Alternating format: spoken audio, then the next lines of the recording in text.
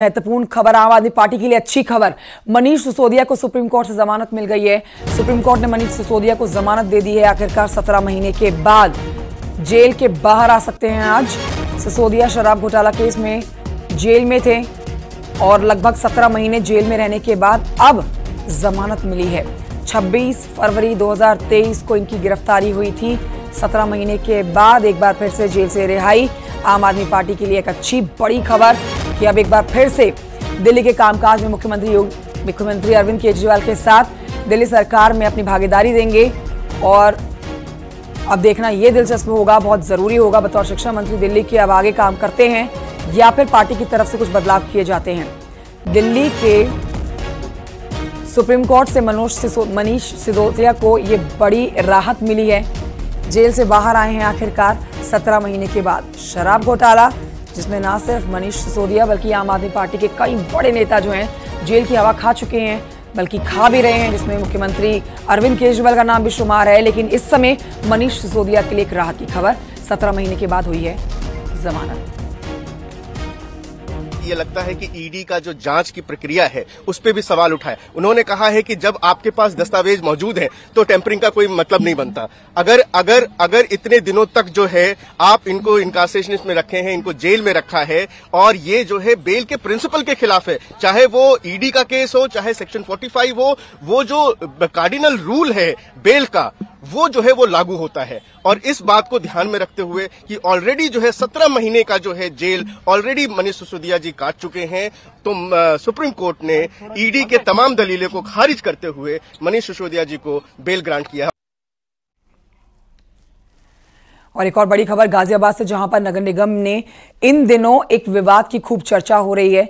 गाजियाबाद की मेयर सुनीता दयाल और नगर आयुक्त विक्रमादित्य मलिक के बीच में इन दिनों तल्खी बढ़ गई है।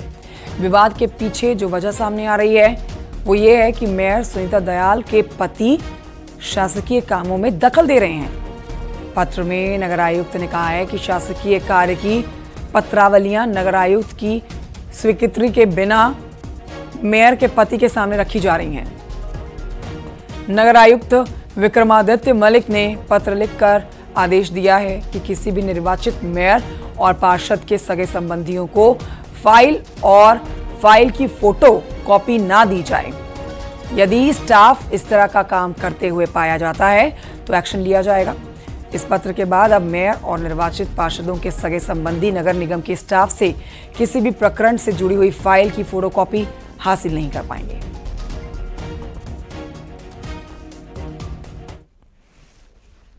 और आइए बढ़ते हैं आगे, आपको बताते हैं दिल्ली पब्लिक स्कूल गौतम बुद्ध नगर स्कूल प्रशासन के एक सुझाव से विवाद खड़ा हो गया है। दरअसल स्कूल प्रशासन ने पेरेंट्स से बच्चों के टिफिन में नॉनवेज आइटम ना भेजने की अपील की है, जिसके पीछे स्कूल की प्रिंसिपल का तर्क है कि नॉनवेज आइटम के टिफिन में खराब होने की संभावना ज्यादा रहती है। तो नॉनवेज आइटम जो बच्चों को दिए जाते हैं, जिसमें अंडा भी हो सकता है और भी चीजें हो सकती हैं, इससे ये खाना खराब जल्दी हो सकता है। ये तर्क दिया जा रहा है डीपीएस की तरफ से, जिससे बच्चे की हेल्थ खराब हो सकती है, उस पर बुरा असर पड़ सकता है। साथ ही सभी बच्चे एक साथ बैठकर खाना खाते हैं। ऐसे में कुछ बच्चे नॉनवेज खाने वाले हैं और कुछ बच्चे वेज खाने वाले हैं जो नॉनवेज से परहेज करते हैं। अब प्रिंसिपल के मुताबिक उन्होंने पेरेंट्स से नॉनवेज आइटम ना भेजने का सिर्फ अनुरोध किया है, कोई सख्त पाबंदी इसके ऊपर नहीं लगाई गई है।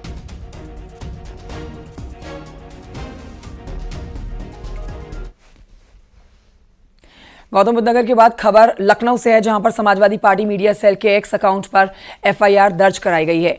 पीएम मोदी और सीएम योगी पर आपत्तिजनक पोस्ट करने के आरोप लगे हुए हैं। समाजवादी पार्टी के सोशल मीडिया प्लेटफॉर्म एक्स के ऊपर अब एफआईआर दर्ज करके जांच कर रही है हजरतगंज पुलिस।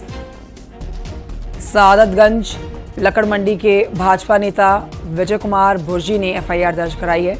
3 अगस्त को प्रधानमंत्री और मुख्यमंत्री के लिए आपत्तिजनक पोस्ट का आरोप है।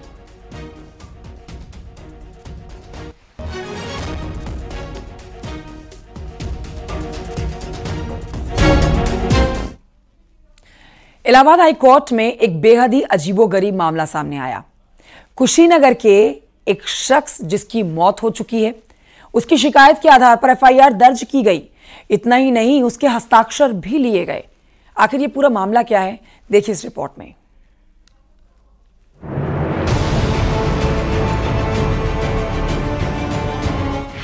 क्या ये संभव हो सकता है कि अगर कोई इंसान इस दुनिया में ना हो और वो पुलिस में जाकर शिकायत करके एफआईआर दर्ज करवा दे?